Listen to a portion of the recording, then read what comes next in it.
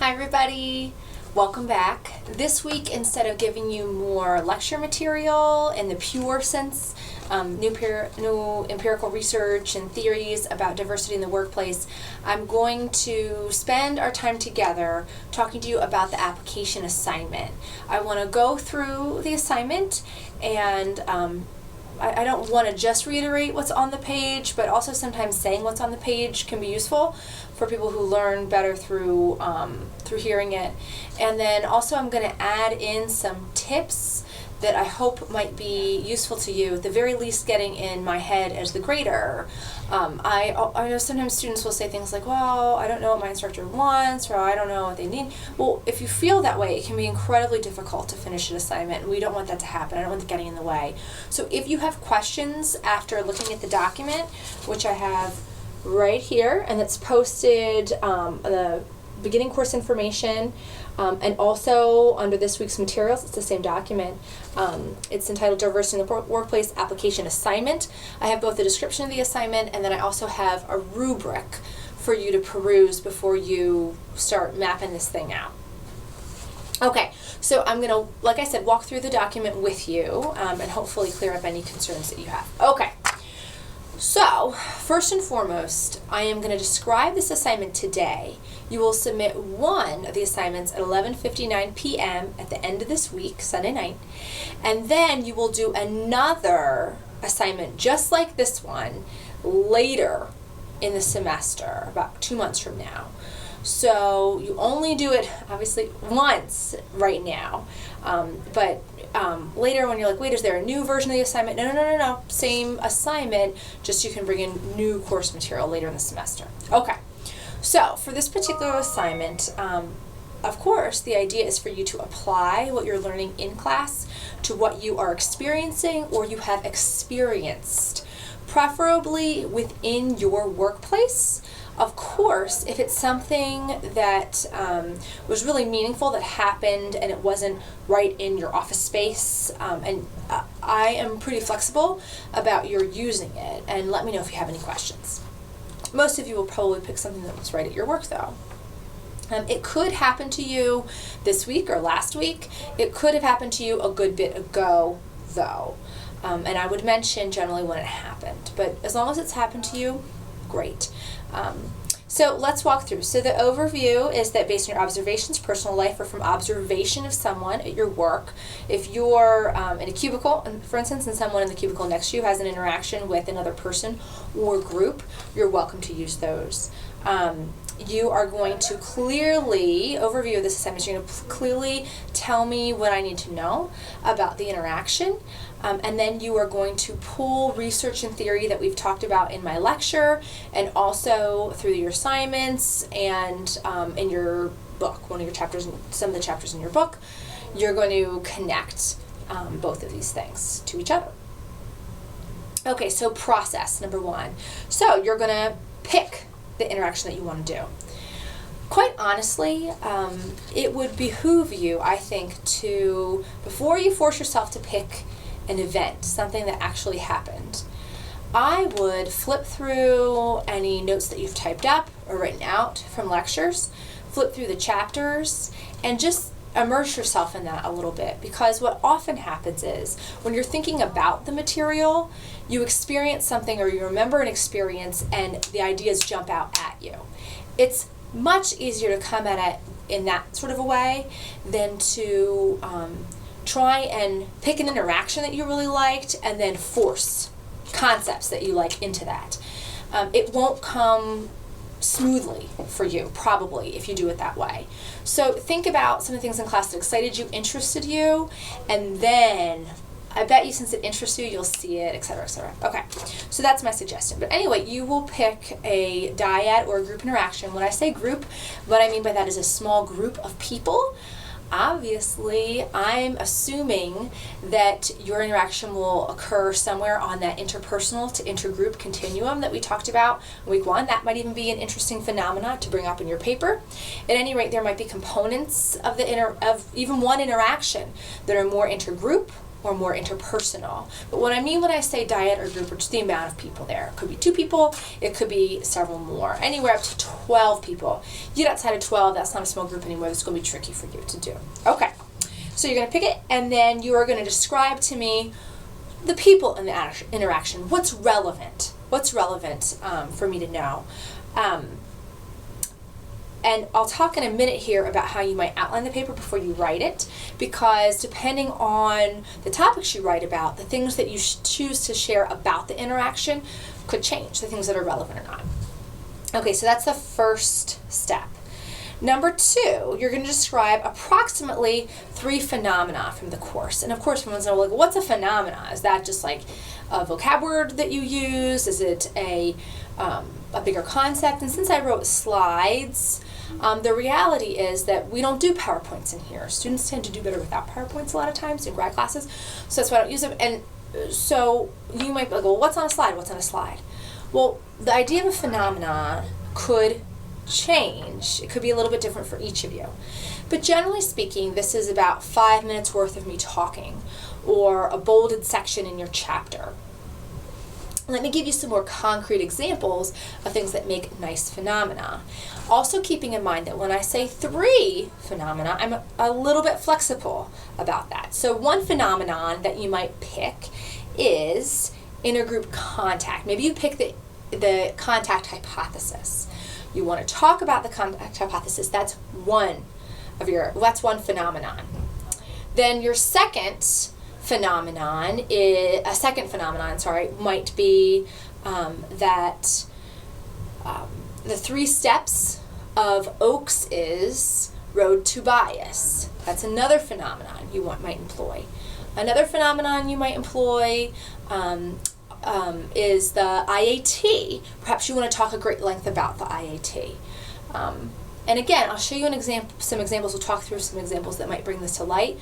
But some of you might choose to, for instance, talk about the first 2 phases of Oakes's 3-step road to bias, and you don't want to talk about the third. So that's one phenomenon, and that works for you.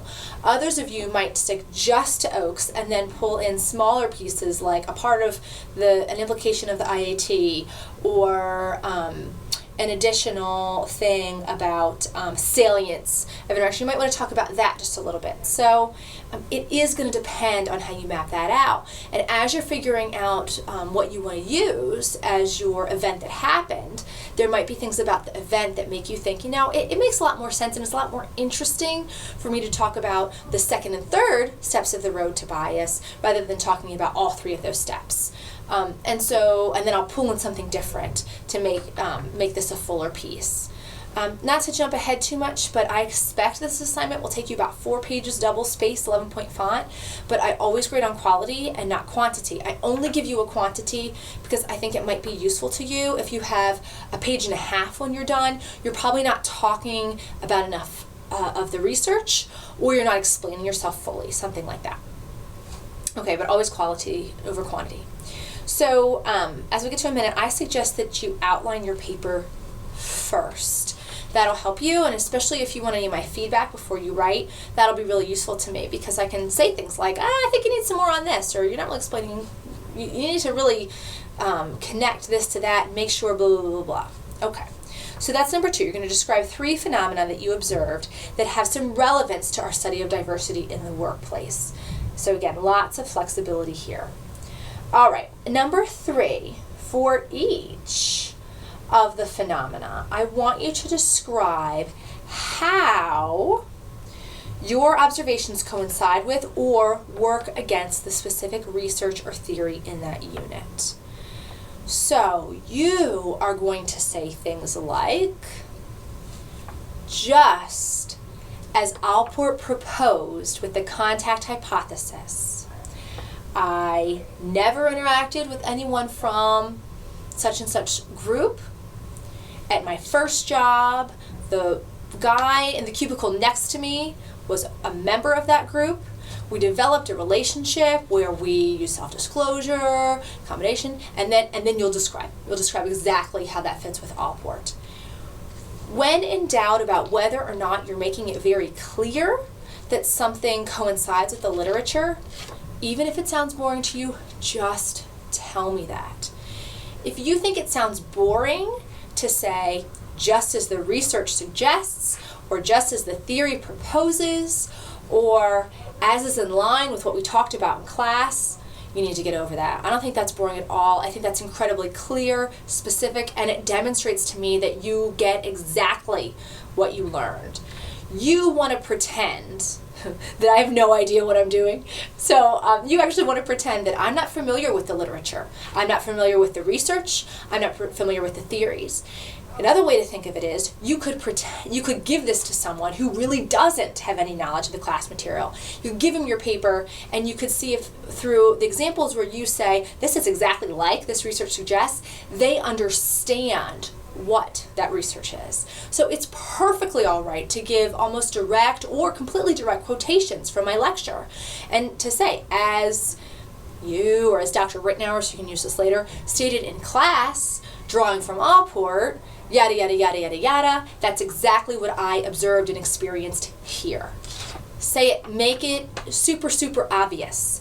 Because oftentimes I read these papers and I get the sense, oh, they know that this is exactly what we learned in class, but they didn't state it. And I feel like I'm in there with you and I know. But no, don't do that, because you want these papers to work for you beyond this class, so that 10 years from now when you pull up your paper, you relearn from your former self what these concepts were. So make it obvious. So anyway, there are two ways this could go. For the phenomena that you cover. Maybe you cover the phenomena and you live the experience and you perceive it matching beautifully with the literature. Great, so you say that. That's what I just described. But it may also happen that you think back on this experience and you go, you know what? This doesn't really fit in a cookie cutter way with the literature. It doesn't fit. For instance, Allport says that when we interact with someone who is from a different social group, that makes us like that person more, and that contact then transfers onto the whole group. We like the whole group more. I had a very opposite experience that goes against this well-supported theory, this hypothesis that's been supporting it again. Here's what happened. You describe what happened that's relevant, and then you say, why it didn't fit the literature is, simplest example I can think of, I actually, at the time, thought less favorably about that group after getting to know this one particular member. That's great. It's really clear stating to me that it doesn't fit and why, because that demonstrates that you understand what the contact hypothesis is and you understand why not feeling that is not going against, not having that positive feeling about the whole group goes against the hypothesis. So clear. Now you need to go one step further and you need to come up with a very smart, logical explanation. It's very clearly described why this doesn't fit. Why you think it doesn't fit. You could draw from other things that you learned in class. Maybe you think that meeting a member of a particular group and having a worse impression of that group has to do with the fact that you had received so many other messages at the same time from people you trusted, like your parents or your romantic partner, or the news, that really strongly suggested to you that that group is bad. Maybe that's one of the thoughts that you have about it. Maybe the person that you met who is representing that group, never knew anyone from that group before, is incredibly rude or has another behavior that just really stuck out at you or something really bad happened. So elaborate on that and explain why then you think things turned out this way. Again, what you want to convey to me is that you understand what the material is and that you can apply it. You may in that have some critiques. Maybe you say, given that this didn't fit the literature, I suggest that researchers look at yada, yada, yada. And maybe in doing that you even say, some of this we've already talked about a bit. These are some ideas I have, or further research questions, things I'm wondering about. I will never call upon you to know things that we haven't talked about in class. But if we've talked about it in class, even if it wasn't the phenomena that you're covering, I want you to show that you're aware of it.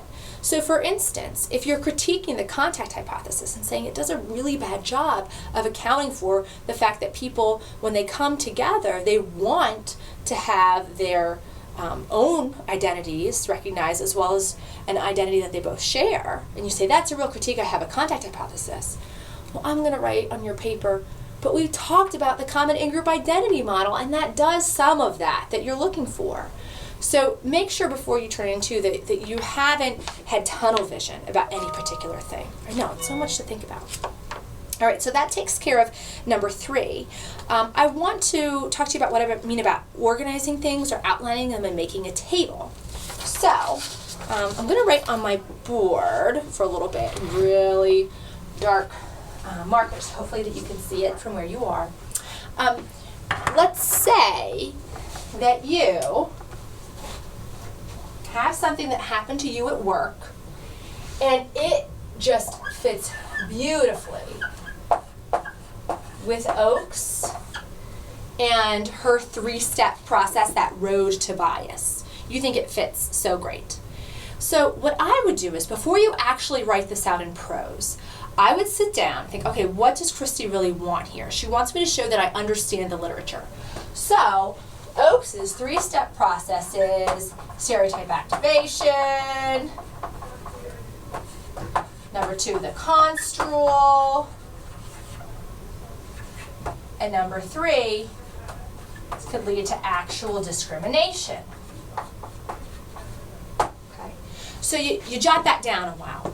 Then you want to go through and make sure that you describe or explain each of these.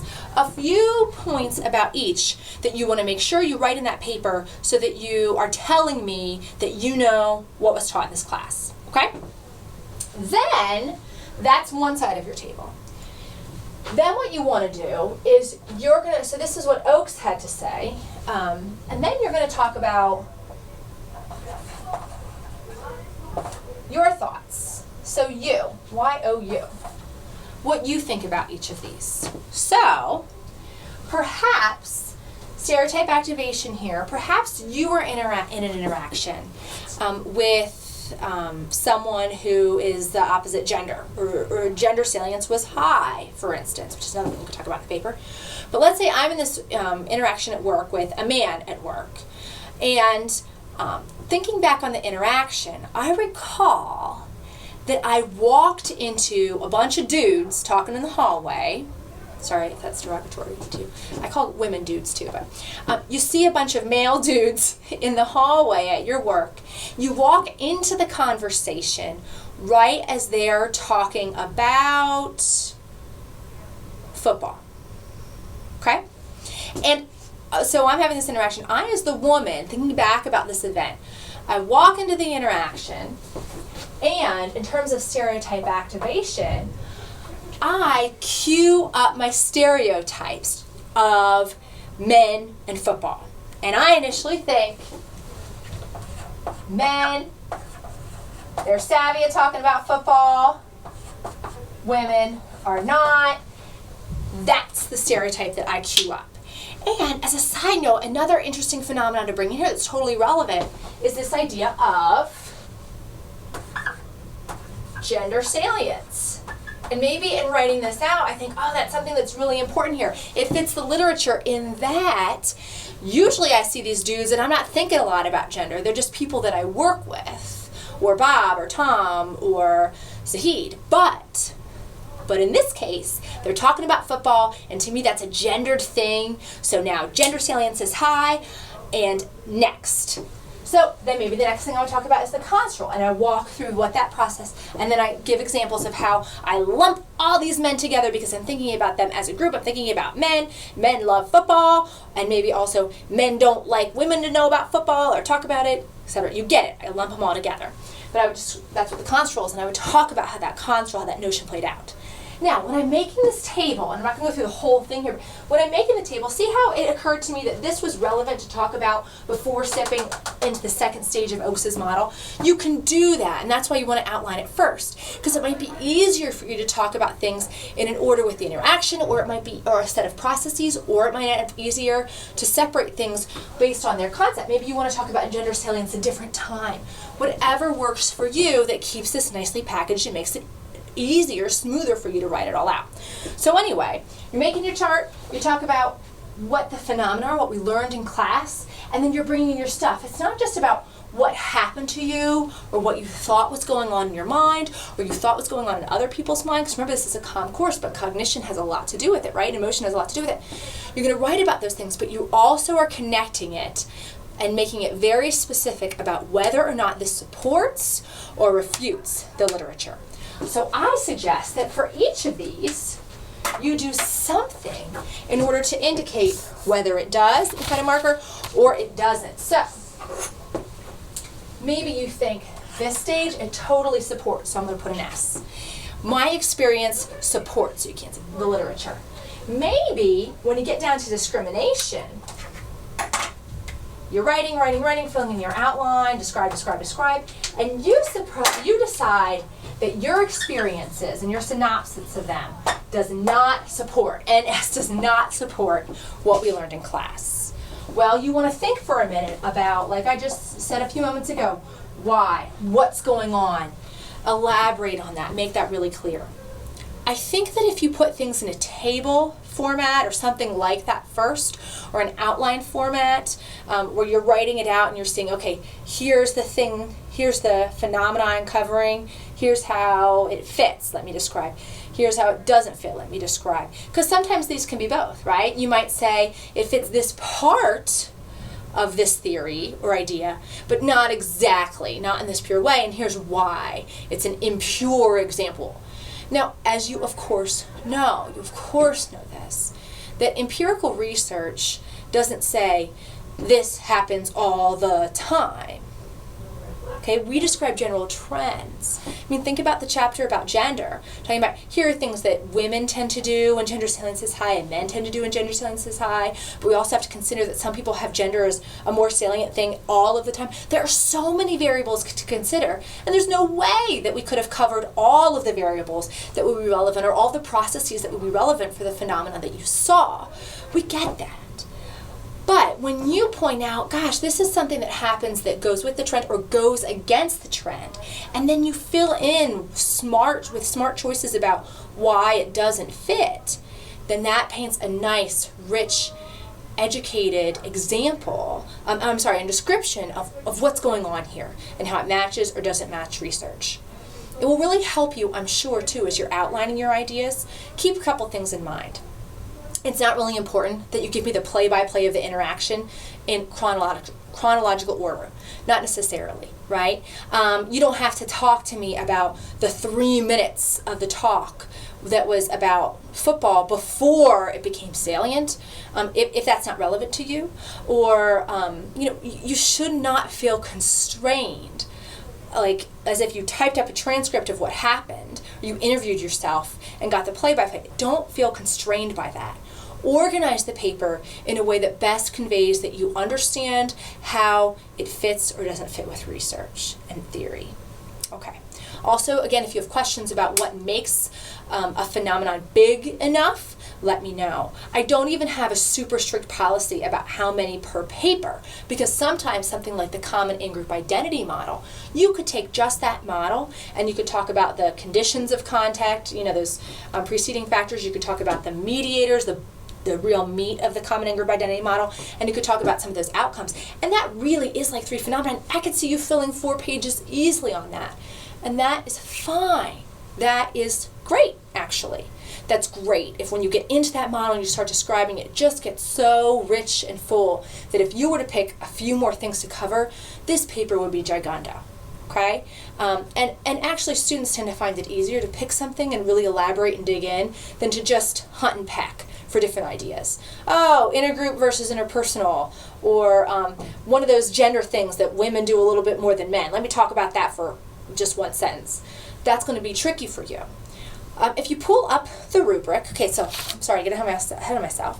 Oh, yes, so we talked about number 3. So a lot of time there. So number 4, remove all names and identifying information of people. Now, you are not going to have to post this publicly. You're turning into me, but it is a wonderful practice.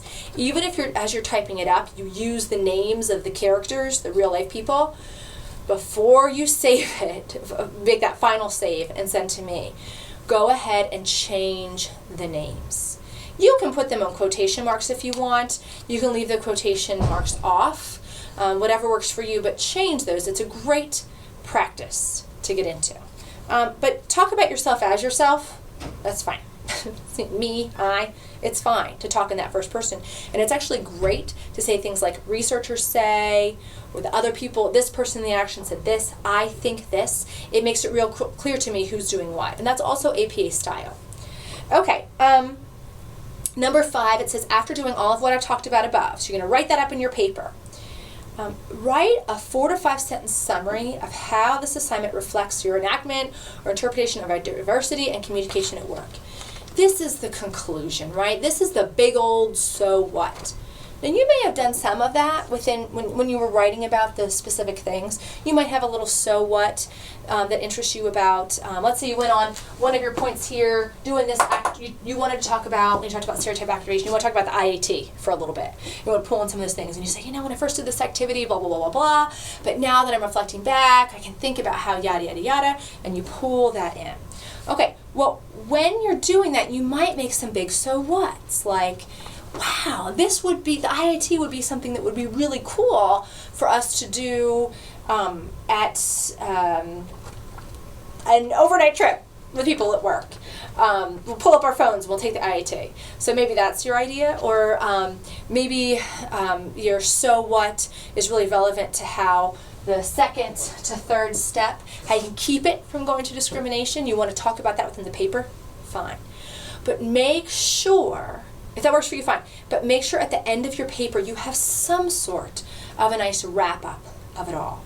What are some questions, ideas that now, having looked over this, the major themes, and again, quality over quantity, you don't have to tell me a lot here, but tell me something meaningful here about how this shapes your thinking at this point, propels you forward, etc., etc. Okay? And it's fine to put all of your big so whats at the end. You don't have to do it throughout the paper because there's a lot of things that you need to fit in here. Number 6, this is optional. It's optional because turning the assignment in, you're like, oh, done, click send, woo, have some ice cream. But then you might have these things where you want to talk to other people about it, and that would be great if we go on the discussion board and talk about it, but you might be too tired or just exhausted, and you certainly don't want to be talking about things on the discussion board and then going back to your paper about you might confuse yourself a little bit. So it's optional, and I really welcome you to do it, and I'm excited for you to do it, but I imagine if it doesn't come up here, it'll come up in future posts where you talk about these things, and hopefully it gets you thinking together about it. Okay, and online in your discussion posts, one juicy, I say juicy, I mean interesting, doesn't have to be scandalous, one interesting thing that you post there, one of those is better than a bunch of just random thoughts, okay, but we welcome those. Logistics, I would pull up that rubric so you can see exactly how I'm grading you.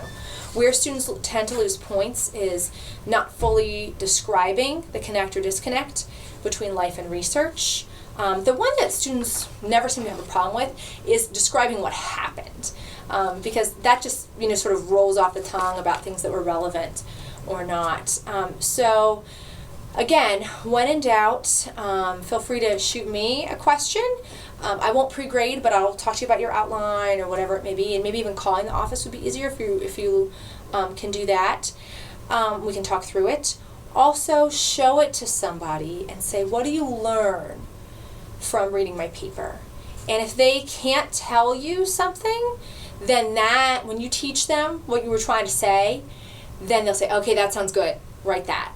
And then you'll know. A lot of times, of course, you know this, we think that we've said things that we haven't said, especially the better you know material. Okay, thank you for listening to all of that. And I hope some of it was helpful. And don't feel locked into a corner by any things that I've said, especially about organization. Do the great writing things that have worked for you, keeping my rubric in mind. It's fine to stray. And if you're someone that never outlines or makes a table or jots down your work, then rock out, because you certainly don't have to submit anything like that to me, just that final paper. I welcome any questions you have. Have a wonderful week. Bye.